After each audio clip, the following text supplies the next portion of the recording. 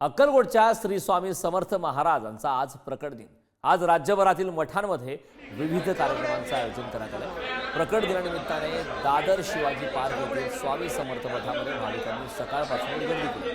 स्वामी समर्थांच्या पादुकांवर अभिषेक करून महाआरती पार पडली। दादरमधील अक्कलकोटच्या स्वामी समर्थांचा राज्यभरातील मठ आणि केंद्र जे आहेत त्या ठिकाणी मात्र आता तयारी सुरू आहे। राज्यभरातील मठांमध्ये विविध कार्यक्रमांचं आयोजन सुद्धा करण्यात आलंय। याचा आढावा घेतला आमचे प्रतिनिधी निखिल चव्हाण यांनी। पाहूया।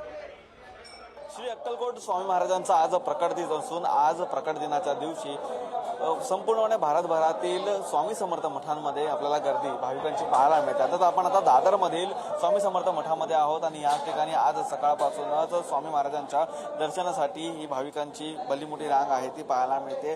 तर आजच्या दिवशी स्वामी महाराजांचं दर्शन घेऊन दिवसाची सुरुवात करण्याचं सगळ्यांचंच जे आशीर्वाद घेण्याचं स्वप्न असतं ते प्रत्येक स्वामी भक्ताचं असतं आणि त्यासाठी आपण ही संपूर्णपणे स्वामी लीला पाहतोय। या ठिकाणी अनेक भाविक आहेत ते मुंबईतील अनेक विभागातून दादर येथील स्वामी समर्थ मठामध्ये येत असतात आणि श्री अक्कलकोट या ठिकाणी देखील मोठा उत्साह हा या संपूर्ण प्रकट दिनाच्या निमित्ताने आयोजित करण्यात येतो। स्वामी समर्थ मठाच्या माध्यमातून आज दिवसभरामध्ये अनेक जे कार्यक्रम आहेत त्याचं आयोजन करण्यात आलेलं आहे आणि याच कार्यक्रमाच्या मध्ये स्वामी महाराजांच्या पादुकांचं आज या ठिकाणी जे पूजन आहे ते केलं जात आहे। जे दुग्धाभिषेक आहे ते स्वामी समर्थ महाराजांच्या पादुकांचं केलं जात आहे। याच पादुकांचं दुग्धाभिषेक झाल्याच्या नंतर पूजा देखील पार पडणार आहे आणि या पूजेच्या नंतर संपूर्णपणे या ठिकाणी जे विविध कार्यक्रम आहेत ते देखील आपल्याला पाहायला मिळतात। सतीश कदम सह निखिल चव्हाण, पुढारी न्यूज, मुंबई।